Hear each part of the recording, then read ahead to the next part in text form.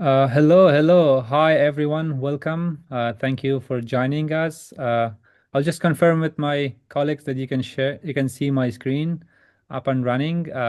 Yes. Great. So thank you very much, everyone, for joining. I want to start with this picture for two reasons, actually.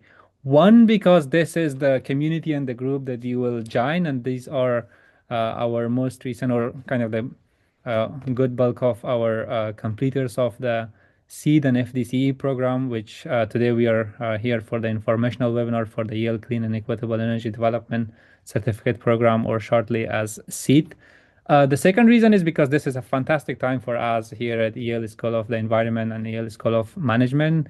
There are dozens of orientations going on around the campus, and we are welcoming the new classes. And this is almost like the vibe where a lot of new faces are coming to the campus, and we are meeting them and engaging with them. So I'm sharing and bypassing those vibes to the info webinar too.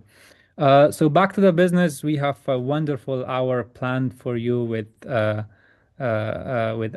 fantastic faculties, with the SEED team, and also our fantastic completers of the program or ambassadors of the program.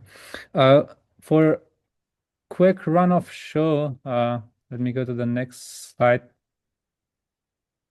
Yes, so we will, as I said, we will get introduced to the key faculties of the program, and then we'll go through kind of the why now and how SEED is meeting the moment and the industry, and then we will go through the sort of the design of the program, the pedagogy and behind the SEED program, and how the program will be delivered over the 5 months starting in January 2027, and then go through some of the networking opportunities, community engagement, and also application process on the timeline. And then after that, and also starting from now, actually, you can put your questions in the chat, or also wait and share your questions in the Q&A towards the end of the session. So without any further ado, I am thrilled to welcome Rob Clee, who is kind of the force and also the main person behind our clean energy programming at Yale Center for Business and the Environment. And I will also leave the floor to Rob by introducing myself. As I forgot, my name is Sakhi Atai, and I am the program associate at Yale Center for Business and the Environment, and also the delivery lead for the SEED program. So Rob, why don't you kind of introduce the faculty a little bit, and also uh, help us understand why and how SEED is meeting the moment, and then I will maybe stop sharing my screen so that we could see everyone while on big screen. Great. Thank you so much, Saki. Hopefully everyone can give me a thumbs up and they're hearing me okay, at least folks I can see. So Saki, as Saki mentioned, I'm Rob Clee. I'm a senior lecturer at the School of the Environment and the managing director of clean energy programs for our Yale Center for Business and the Environment. And now also the senior associate dean for professional practice. So I'm part of the School of the Environment's leadership team thinking about one of the things I think about are actually our online certificate programs and non-degree programs. So I've already said a bunch of acronyms. You've already got a few of them. I'll start just taking a moment to channel our friend and guide Stuart DeQ about the Yale Center for Business and the Environment. We're an organization that's actually celebrating our 20th year of existence this year. We are a group of optimists who like to take action and bring together that world of business and environment to hopefully create something better, something more resilient, something more prosperous in our future. And through that, we've created a global network and community of students and faculty and alumni and practitioners. And our certificate programs are really a core element of how we reach out into the world. And they're an expression of the vision of our Center for Business and the Environment, that we are all about engaging with amazing people from around the country and around the world and working with them to find innovative ways where you can apply some of the great research and academic work we're doing here at Yale into and to help solve real world problems. And that's really the spirit with which we come to our certificate programs. And this is an interesting moment for clean energy development, and you couldn't ask for some better sort of faculty folks and leads to really help us navigate this interesting moment. It's a moment around the world where clean energy is being deployed at scales that are frankly like amazing, and a moment in time when the US may be deciding it doesn't want to be a part of that, or at least temporarily. And yet there's so much happening, perhaps despite where the federal government is putting its thumb or not. And so I have the privilege of introducing Sarah Slusser and Gerald Torres, two of our core faculty members for the CEED program. And before we get into the slides and get into the details of what the CEED program is all about, I thought it would be good to take a moment. And Sarah, maybe I'll start with you from the developer perspective. What is your, first introduce yourself and then tell us a bit about how developers in the clean energy space are meeting this moment. And then Gerald, I'll come to you next to talk about what the Center for Environmental Justice, how they think about this moment. But Sarah, I'll start with you and then I'll go with Gerald and then we'll go back to the slides. Thanks, Rob. Nice to meet everybody. I am Sarah Slusser. I've been in the power business my entire life, about 40 years developing projects across the globe. But most recently, I've been CEO of Cypress Creek Renewables, which has been rebranded as Cypress Creek Energy. And this is part of meeting the moment, which is Cypress Creek Renewables started as a solar company. We expanded into storage. It's a US-based developer, owner, operator of solar and storage projects.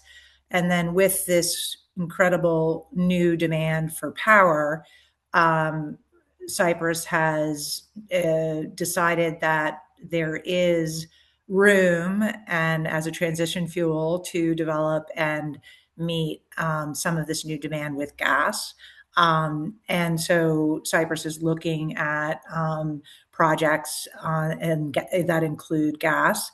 But solar and storage still is the core piece of the business. And with a lot of the changes that have happened with this administration, it's not so new anymore.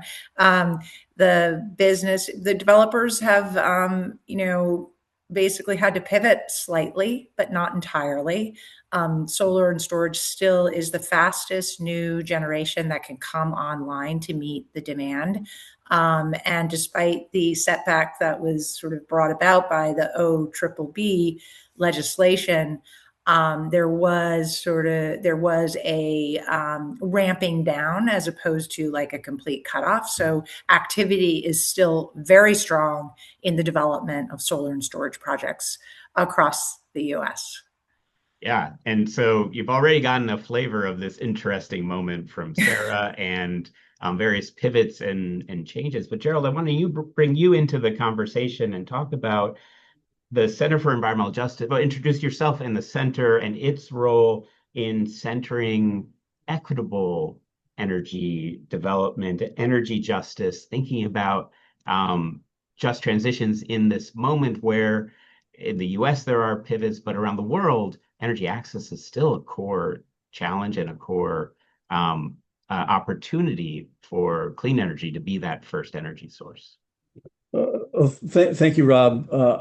Everyone, I'm Gerald Torres. I'm the Dolores Huerta Wilma Manicular Professor of Environmental Justice at the Yale School of the Environment and the founder of the Yale Center for Environmental Justice. Now, we partnered with CBAE to create this program, largely because when we looked at the communities that we were working with across the country and actually globally, one of the key issues that came up again and again was how is the transition to a green energy future going to affect the various communities and their access to energy? What's it going to do to their costs? Are there going to be able to be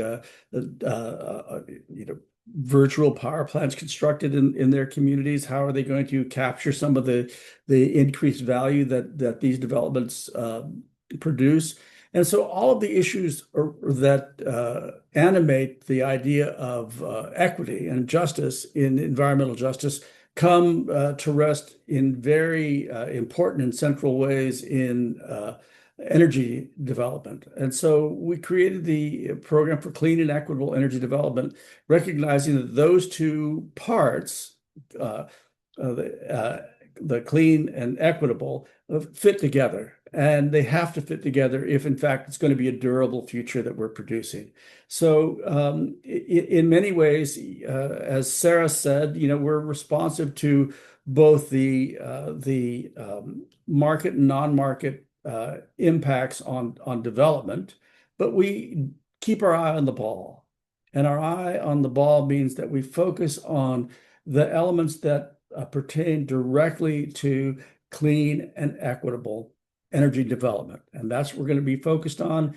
We will address the challenges as they arise.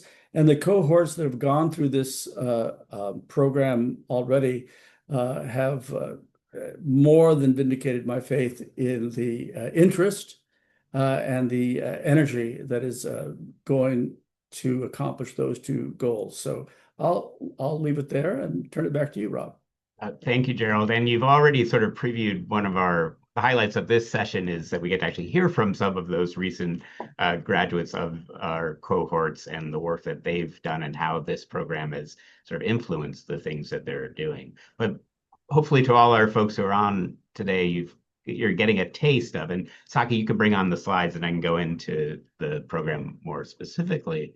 But you're getting a taste of this sort of integrally linked sort of element here that you need to think about both the clean and equitable. You can't have really one without the other today, and how important that is to being successful, to being prosperous, to being sustainable over time. Those are all the sort of necessary elements. And that's really the spirit of what the teaching team, which I'm a part of. You've met Gerald and Sarah. There's Jamie as well, and Michael Jalopter, though there are others in this sort of broad group that are there to help teach you.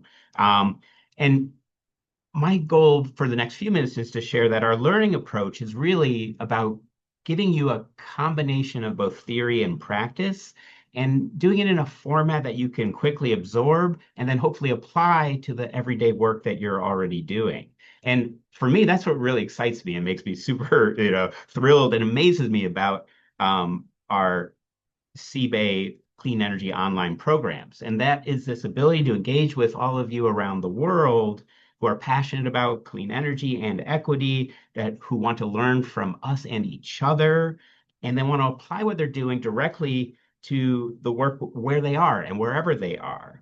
And I've heard numerous examples which really just bring a smile every time I hear a new one. And I literally hear them constantly of one of our online learners taking something that they heard in a live session or read in one of our assignments or saw in one of our videos on one day and then using it 2 days later, like actually taking it from that moment in together as the CEED program into the work that they're doing every day. And that immediacy of taking the theory and the case studies and the learning and the interactions with these professionals and experts in the field and turning it into real action, that's what I find really incredible and inspiring.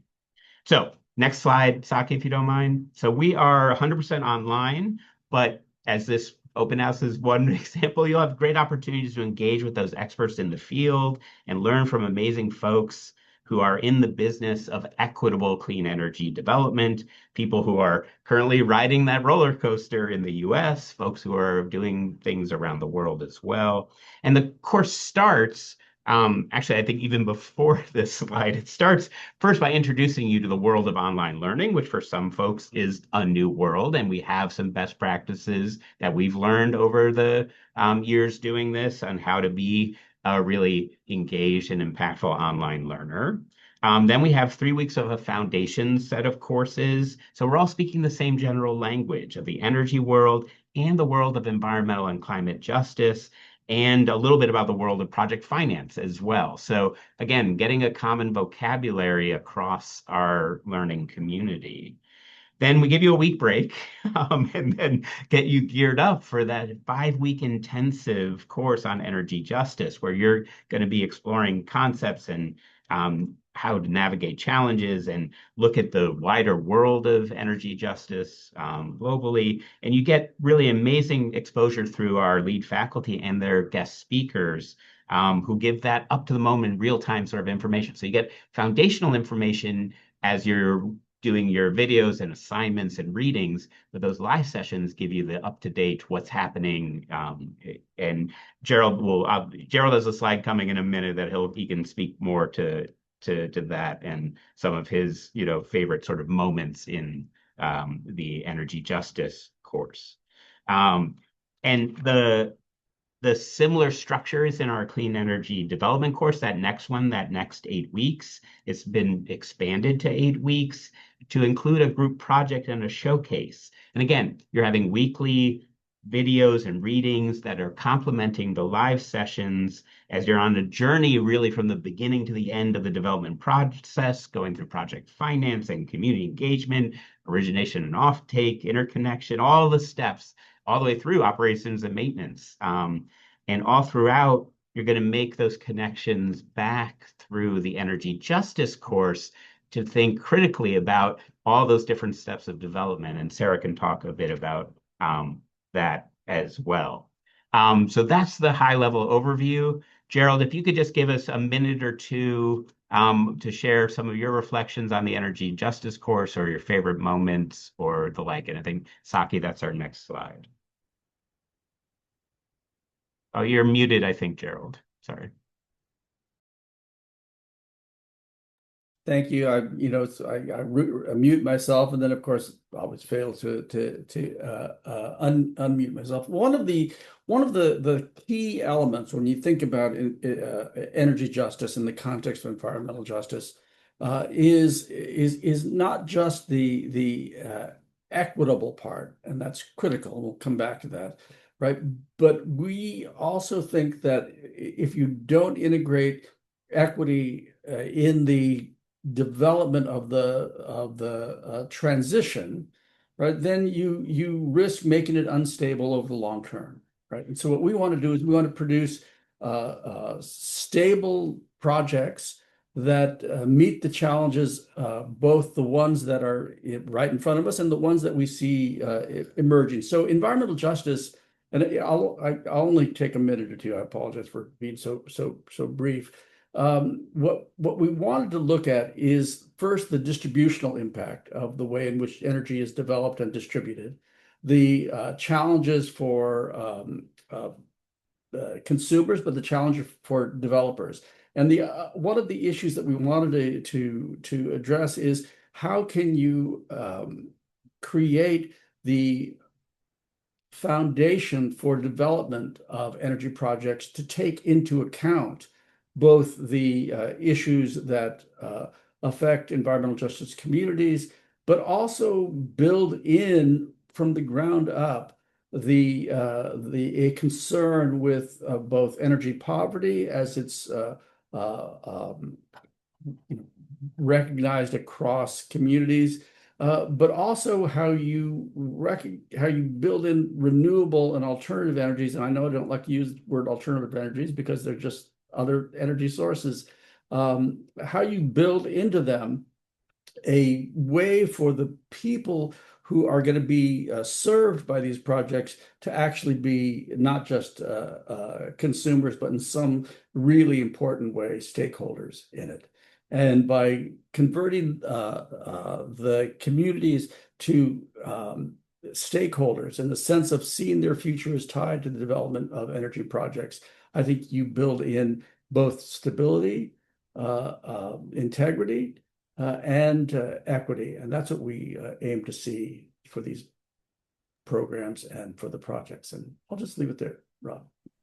Gerald, that's a really a nice and thoughtful place to leave it. And I'm going to hand it right over to Sarah to pick it up from there and to talk about how in our development 8 weeks, you're incorporating some of those concepts of the importance of engagement and deep engagement and real engagement to success of projects, as well as just giving all of our learners a better understanding of all the stuff it takes to make a project actually happen and why they are not fast Right. to develop. And there are some roadblocks that make it even harder, and et cetera, which I know come out as well during the development course. But Sarah, all yours for a few minutes. Absolutely. So thanks, Rob, and thanks, Gerald. I mean, Gerald's incredibly thoughtful, and engagement is really the key to getting a social license to actually build a project in any community. It used to be like when renewables was first around, it was such a novel thing. It was so great to have power that was able to, be generated from something that doesn't have any air pollution or water pollution. And it was such a novelty, and it was kind of welcomed with open arms everywhere that people went. But as it became more prevalent to do solar and wind and storage projects, communities started really getting more, making sure that they were getting a fair shake in the deal, and that it wasn't just landowners that were getting lease payments, but that the community also was going to benefit from having a major infrastructure project in their area. So it's really, really important to engage early on and this is something we talk a lot about in the class, with communities to make sure that their concerns are being addressed, because in general, these projects are getting bigger, and so they have more impacts. And while there may not be air pollution, there are impacts on wildlife. And of course, there's visual impacts. And with wind, there can be noise impacts. So there's definitely a lot of impact that has to be assessed, and should be people need to be really careful about where they develop projects. And it's really the class, we talk a lot about that. We talk a lot about, we give an overview of clean energy generally. And this year, we obviously have a heightened focus on the fact that there's new demand for electricity that I haven't seen in my lifetime, the kind of growth that is expected. And it's from electrification, but it's also, of course, from the proliferation of data centers. And so a lot of power development is now focused co-locating with data centers. So there's a lot that we have to think about there, because data centers have their own impacts. And if we're going to be data center enablers, we need to also be very concerned and considerate about what it is that the data centers impacts are. But all of this to say that, being a developer of any project it's a multifaceted thing. And so this class is a multifaceted class where we talk about kind of the landscape for energy demand, but then as an overview, but then we go into, okay, well, what's the revenue line? How do you actually get paid for the electricity that you're producing? So we have a whole session on origination and offtake. And then how do you actually get one of these facilities to be producing for the grid? Well, that's the interconnection process. And that's something that, has become, it's now making, the New York Times news, but it's been an issue for all of us as developers for a long time. Not a surprise that it's gotten really constrained, both on the load side as well as the generation side.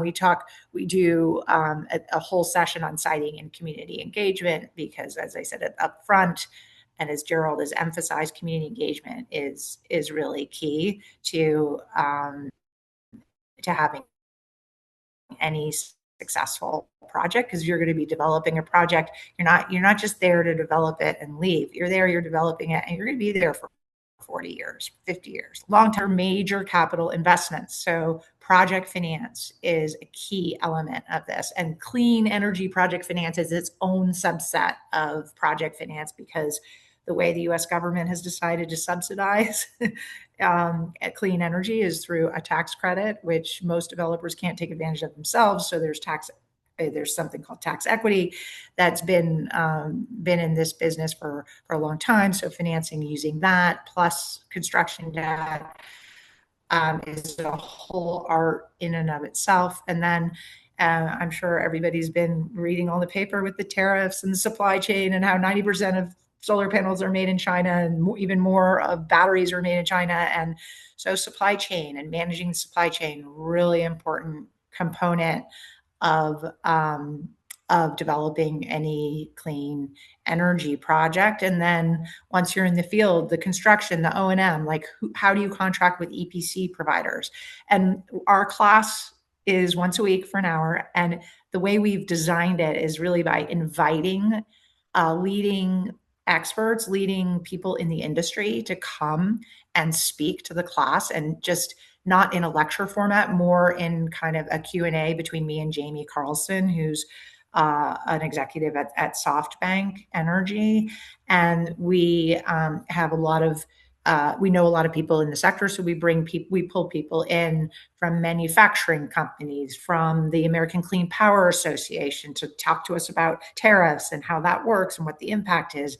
And so the class is got a lot of like real life people that come and talk and share their perspectives on the industry, where it is today, where they think it's going. And then we also do a project. So somebody asked in the chat if our class is focused on the US. Yes, it's focused mostly on the US because that's where Jamie and I have been working for the last 10 years. But both of us have experience globally.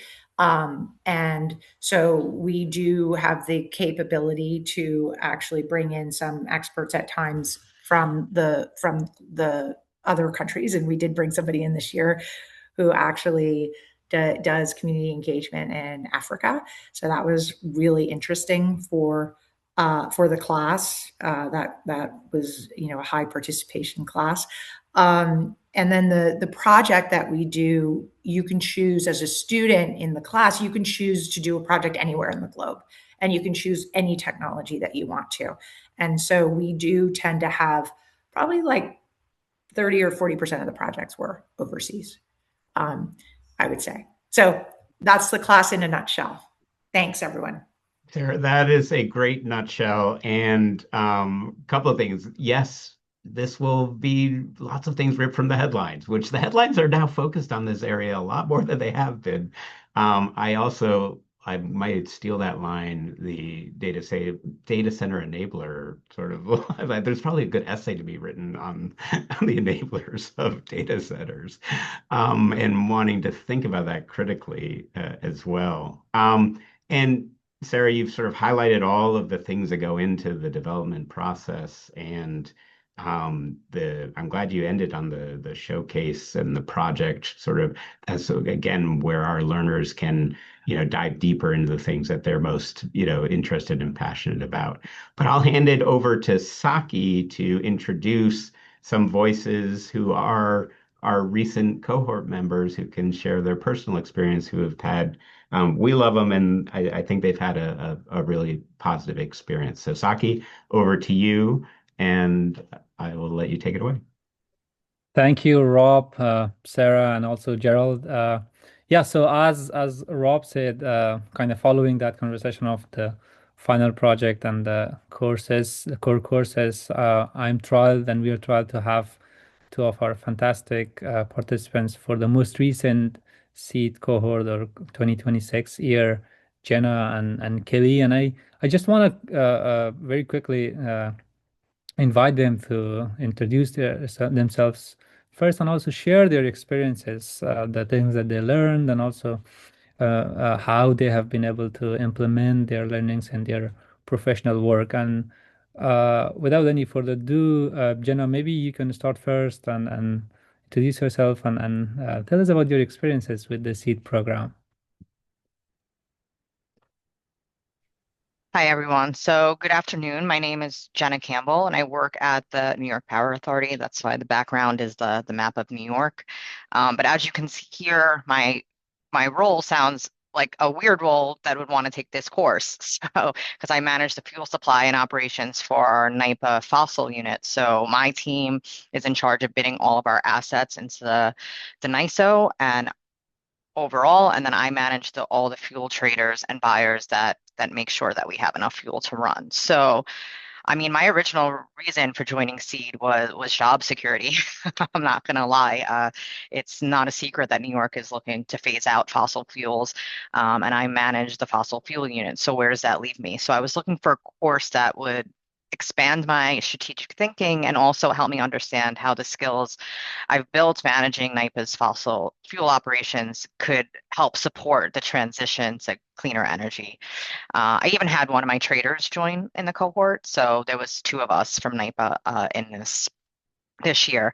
Um, and we really did enjoy it. So one of the most impactful experiences was my group project. I have to say what I really enjoyed about the group project is you do a questionnaire prior to, and I think you guys did a really good job of matching people with similar interests. So because I work at a utility, I was interested in a utility scale project and I was paired with like-minded people. So our project was a solar facility.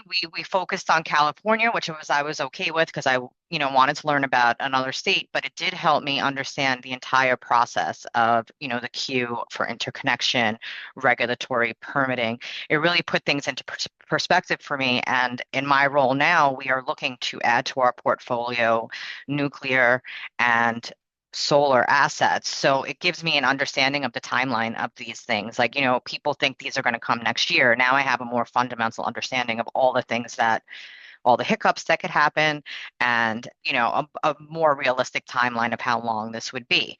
Um, it also helped me because there was an environmental portion of this course. My floor, I'm actually on the same floor as the environmental justice team. So it was as simple as conversation starters in the bathroom, understanding more what they do, appreciating what they do. They're hitting the ground running, they're in the communities.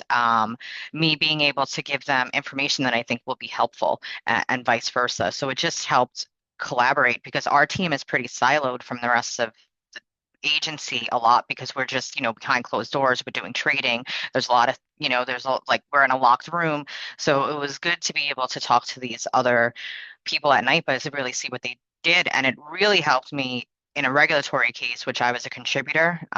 This rate case was going to bring up pricing on natural gas transportation for generators, and this course helped me sit with the team that would have to communicate this to the customers and focus on the benefits of this case. Yes, it's going to be a rate, like it's going to increase the cost, but these are the positives, the reason for this case, and all the environmental benefits, because I understood that that's what they would want to know.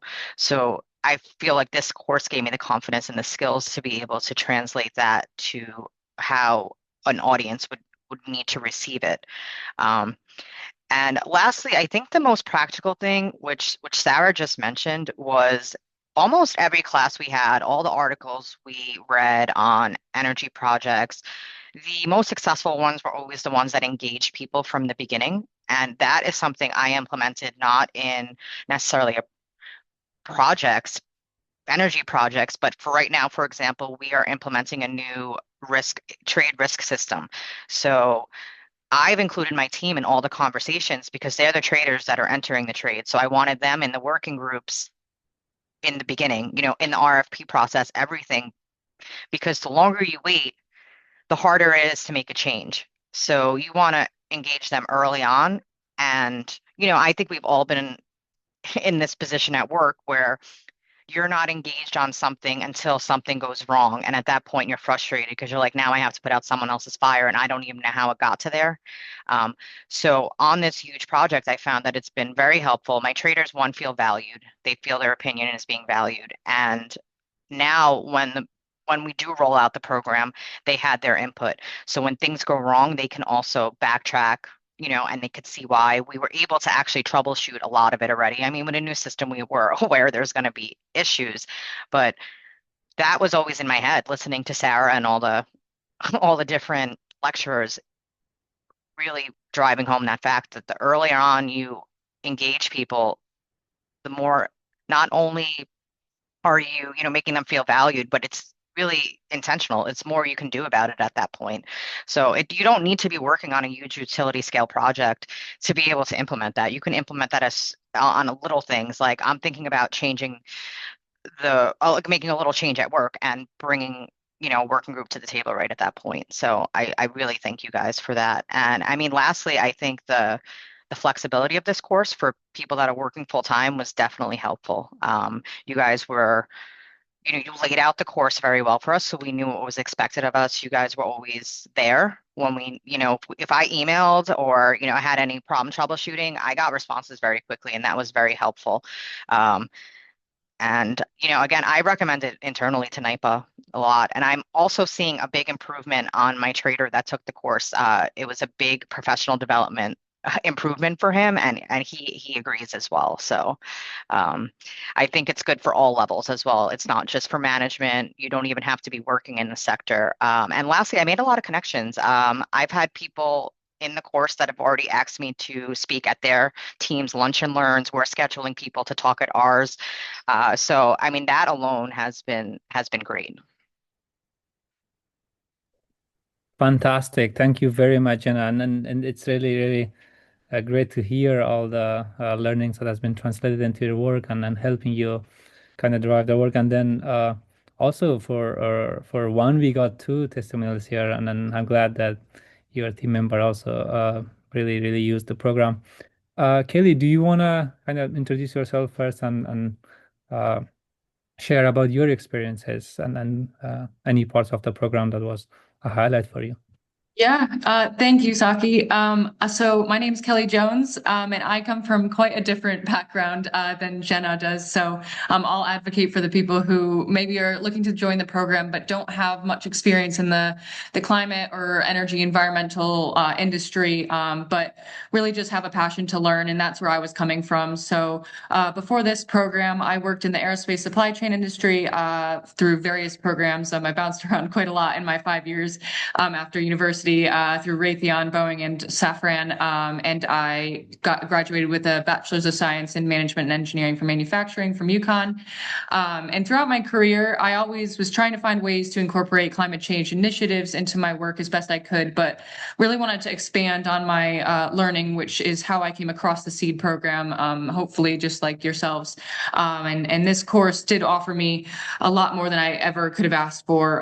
It not only covered clean energy topics in depth, like Robert has gone over, but also covered how we transition equitably, which is really absolutely essential, as we don't want to really replicate the past iniquities of the fossil fuel industry.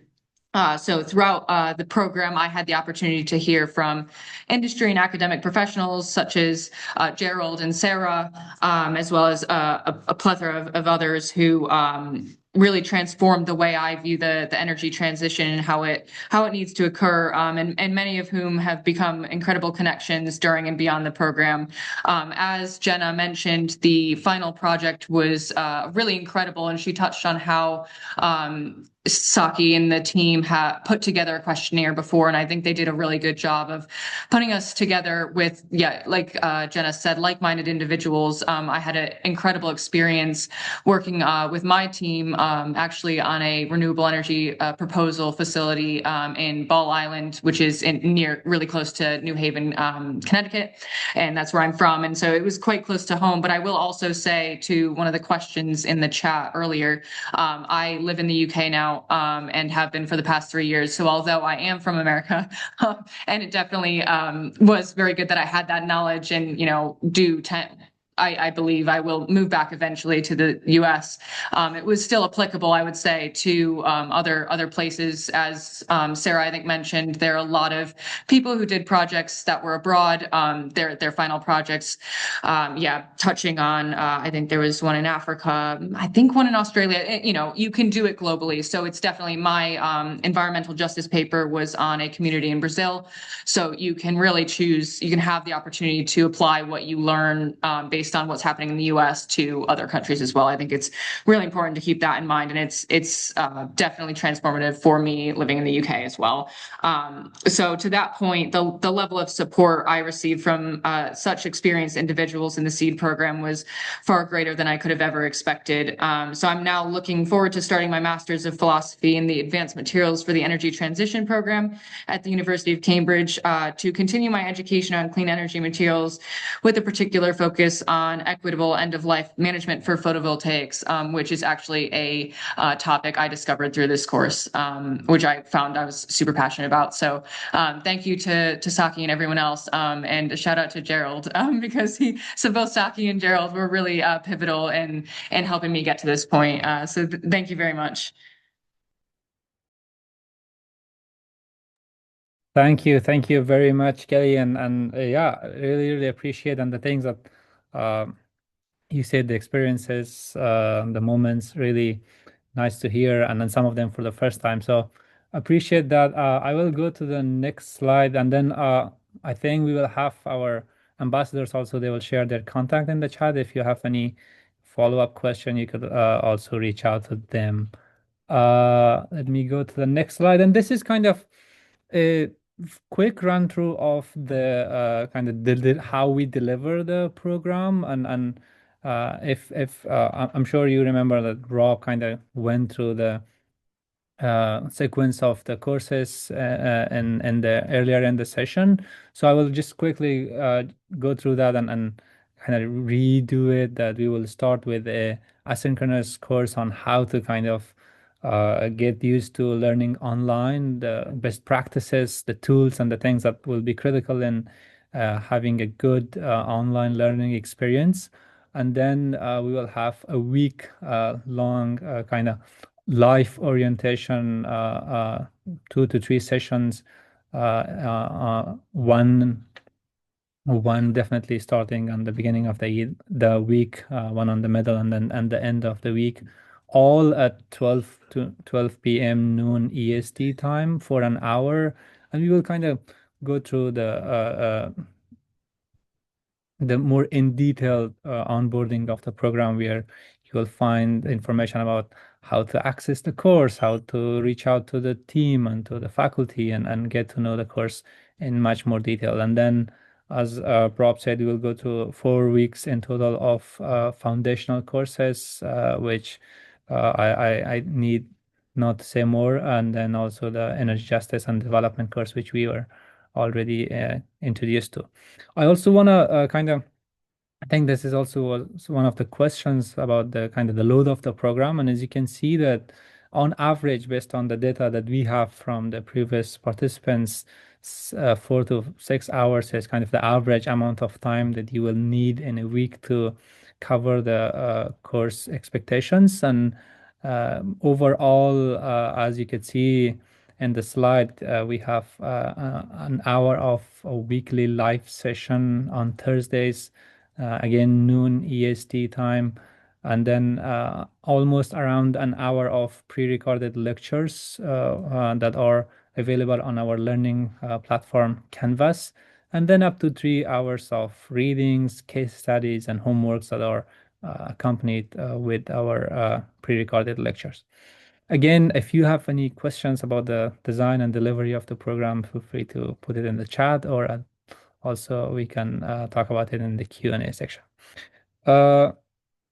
I will also quickly go through some of the networking and community kind of building opportunities that are coming along with your enrollment to the CEED program. And as you can see, and as we have been telling on our website and everywhere we talk about CEED, is that we are actually kind of building a network of clean energy professionals working together to drive the transition to clean and then more resilient energy. And then some of the opportunities that you will have alongside your engagement in the CEED program is that we annually do a reunion for all of our learners who have been with us either in the current programs or in the previous programs. And you can see a very tiny picture on the screen that are tiny pictures that are from our annual Yale Clean Energy Conference, which is kind of the broader umbrella for our reunion.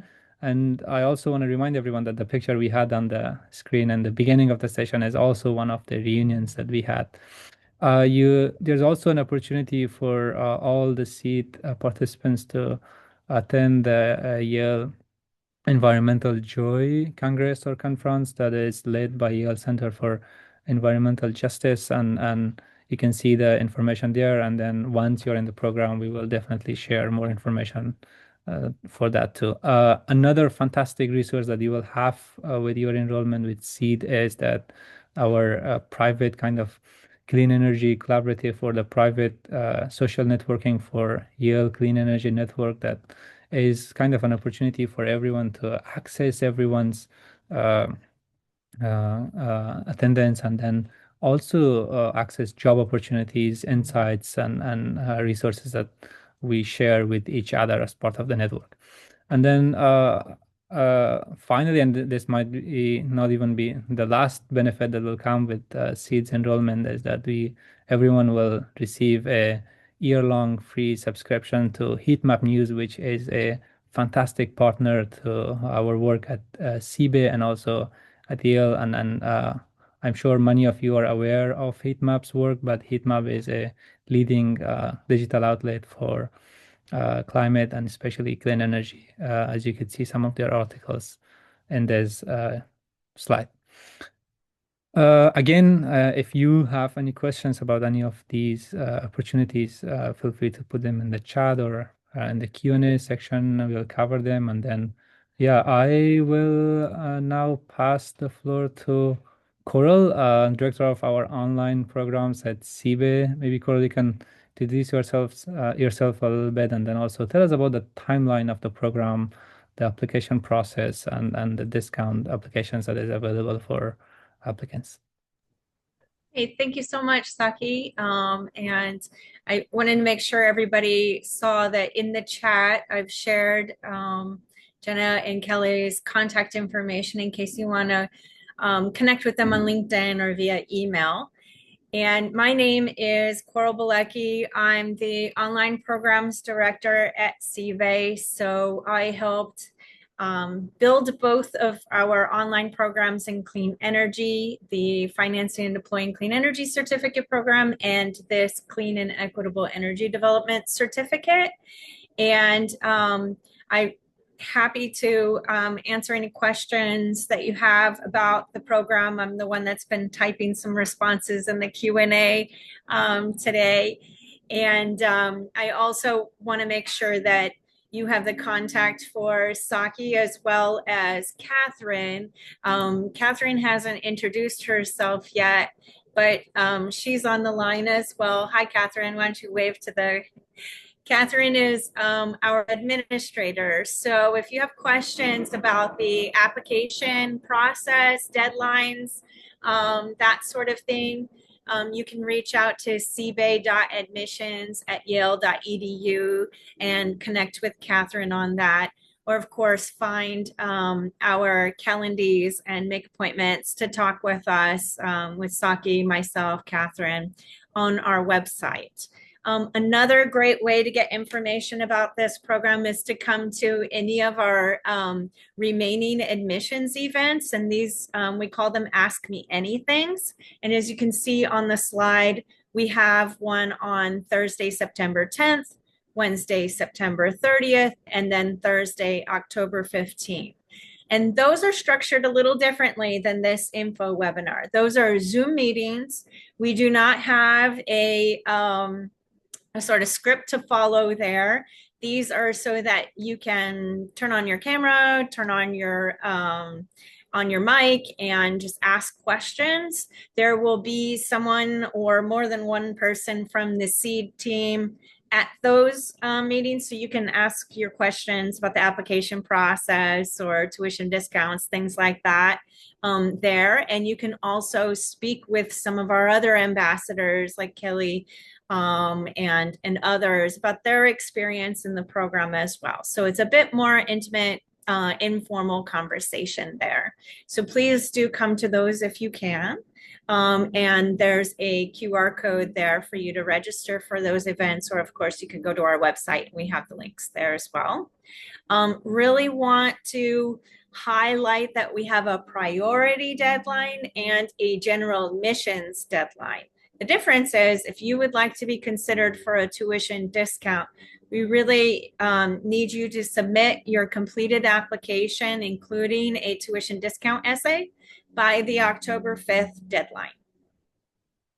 And to find out more about our tuition discounts, you can check out our website.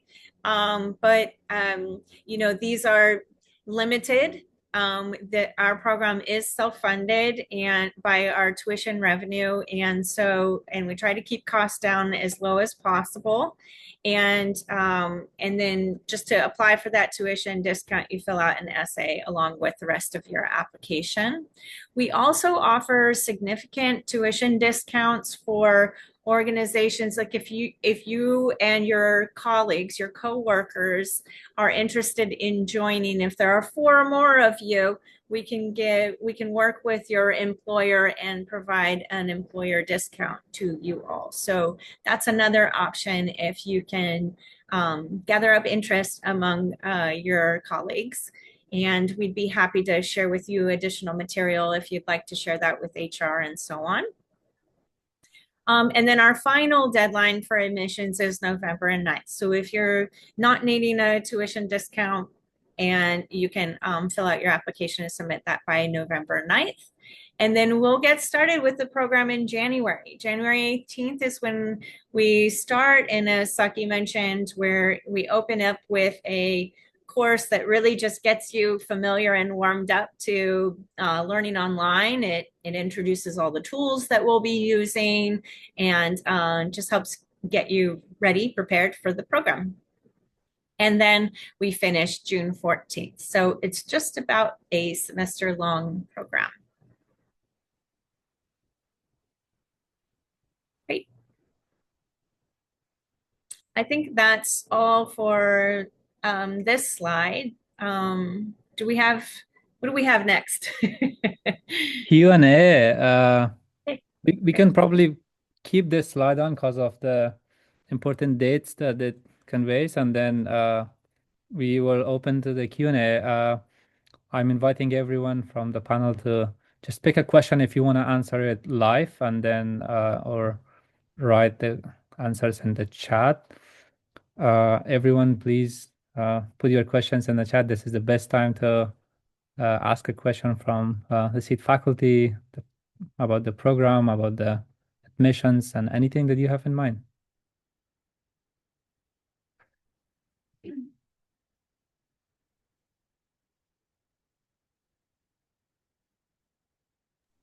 Great. So we have some questions in the Q&A.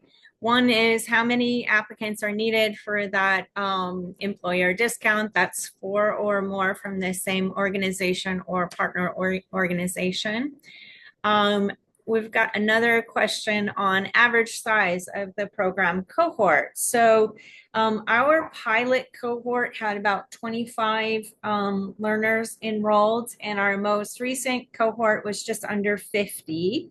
And we've designed the structure of the program so that although it is a remote learning experience, it's a really highly engaging program. You have a lot of opportunity to, first, much of the coursework is designed to be completed asynchronously. And so this is to help you work your full-time job, take care of your family obligations, have a life, and enjoy your free time, but also accomplish the work of the certificate program. But then we also have a required live session on Thursdays. It's an hour long, but many times instructors stay on the line, or Saki and the teaching assistants will stay on the line for an extra half hour or so.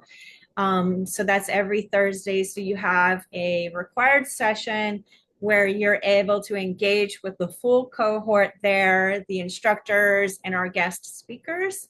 And then we have a number of different optional events and opportunities for you to connect. As was mentioned, we strive for a quick response rate to your emails. And so we're really a hands-on program. And so you'll have an opportunity to engage with folks. So we find that the way the assignments are structured, as well as these optional and required synchronous activities, allow for this to be a very highly engaging experience, despite it being remote. And even if we were to expand the cohort size, another certificate program we had had 160 people in the program one year, and we were able to still have that high touch engagement of the program. So we don't. So to answer the question, we don't find the smaller or larger cohort has too much of an impact.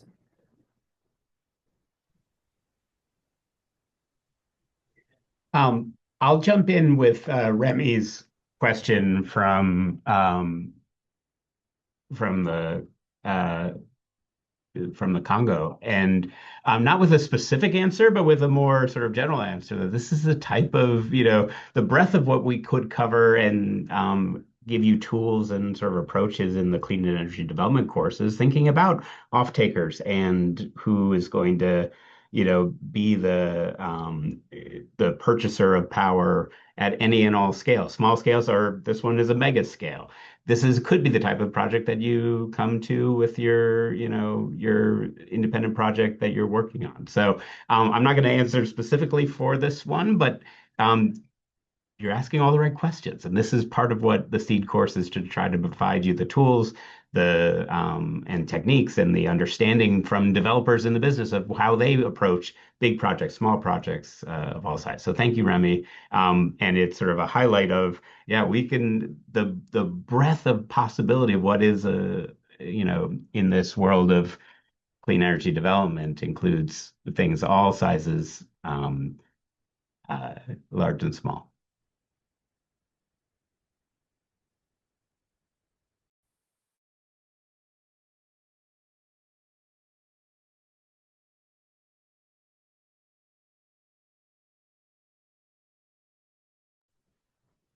Great. Saki, maybe you could take the question on sharing examples of successful capstone projects. So where can they go to learn more about those group projects and what's come out of the program in prior cohorts? Yes, so I was actually looking for some links for that. So before the end of the session, I will share a couple of links for like an in-depth review of some of those projects. But I could say that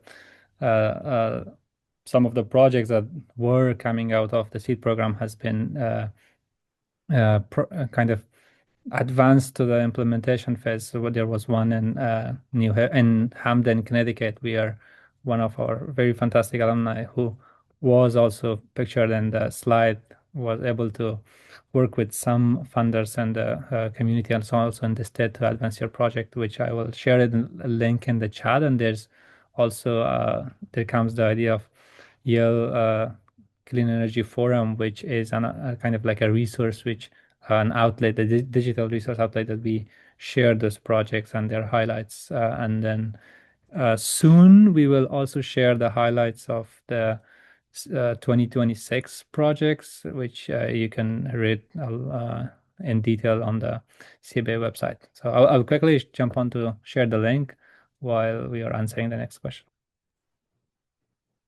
Great. And then there was a follow-up question about years of experience. So I had, in response to a question about someone apparently, so some of you are concerned about whether or not you're going to get into the program or if you have the right years of experience or a strong application for admission into the program. So one, I wanted to point out that one of the goals of our online certificate programs is to expand access to Yale's intellectual resources. So we are not arbitrarily or we don't create any sort of artificial barrier to participation in this program based on needing to have a minimum number of years of experience. What we are looking for when we look at applications is we need to understand that or to see that and have some confidence that you will be able to succeed in any sort of rigorous academic program online. So there's that point. And then the other is we're ideally looking for people who are in the position to implement the program right away. So that might be somebody who is, say, early career in project development or is working in community advocacy, or anything related to clean energy development, environmental justice, that sort of thing. But it is not a 100% requirement. We do open the door to some early career or no experience applicants, but we do keep those numbers pretty small. So if you have 5 or less years experience, they tend to make up maybe 20% of the cohort. And you can imagine if we're doing group projects that have 4 people in the group project, we would want to ensure that more than half of the people in that group have some experience to be able to contribute meaningfully to those projects. But it's not an automatic exclusion from being considered to the program. So we don't have a specific years of work experience that we're looking for, and about 20% is the early career folks coming into the program. And I'll just echo, Coral, that part of what I love about these programs is it brings together people from a whole diverse sort of fields and areas. That's the magic sauce, actually. So we're excited. I saw one in the chat, or the questions of someone who's in corporate sustainability or in part of, a large organization sort of thinking about, okay, I want to know and, move over to how they're handling their energy loads and how how they might approach as an off-taker. So that perspective, the off-taker side to the developer side to the community organizer side, we love when all of those perspectives come together and maybe work on a project together. Those are really cool happenings when, so don't worry so much about where you currently are when you're passionate about this stuff. This is the type of program that helps you understand who you're interacting with, who you should interact with, and network with to get projects developed that you're passionate about. Thank you. And then we have a question about the recording of the session. Yes, the recording will be sent to everyone who was invited or were in our email pool, but also will be uploaded to our website so that you can also access it there. And I think by that, we are just a few minutes past the hour. We want to be mindful of everyone's time. So thank you very much, everyone, for your attendance, for joining to hear about the CEED program, and also to the panelists for sharing your experiences. With that, we are closing and looking forward to see a lot of you or many of you in the program. Thank you, everyone. Bye. Yeah.